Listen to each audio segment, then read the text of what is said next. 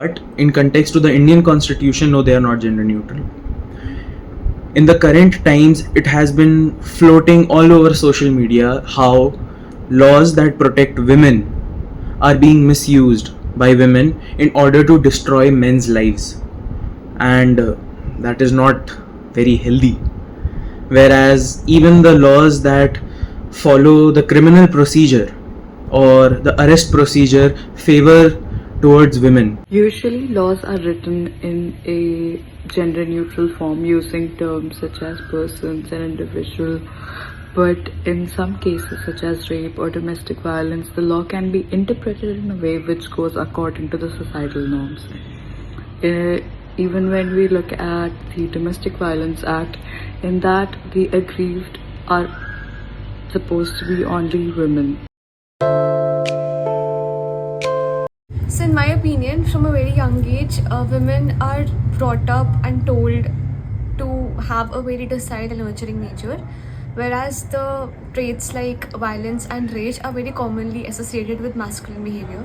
So, it comes off as a surprise to most people when women commit a crime of the same magnitude as a man, because they're expected to have a very docile nature and they're not expected to do something that is outrageous. So, someone who comes from an Indian background, they personally know that, or they have seen women to be sweet people, and it is difficult to imagine that a person who is responsible for giving birth can also take lives. I mean, not to make it too filmy, but that's the truth. That's something how society sees women.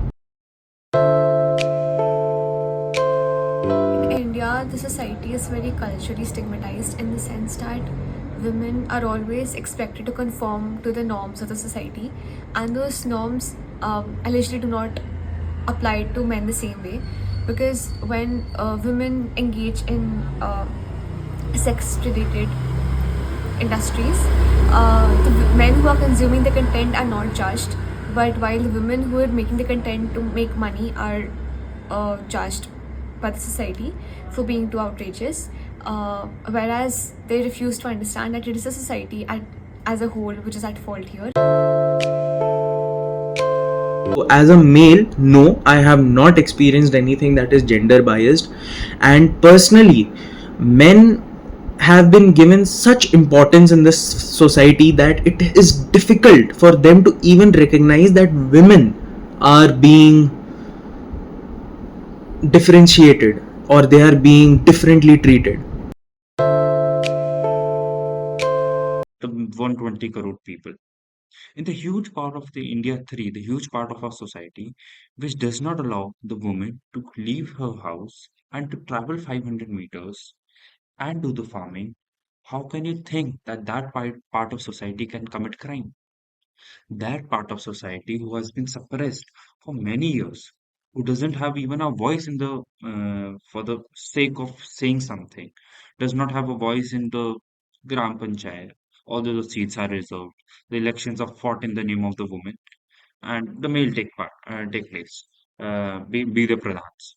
In such a society, how can we even imagine that the woman can commit crime?